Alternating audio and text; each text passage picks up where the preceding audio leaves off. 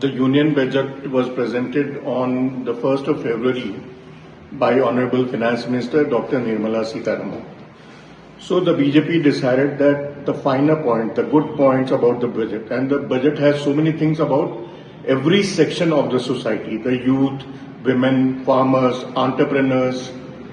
So, and it has a blueprint for making India a developed economy.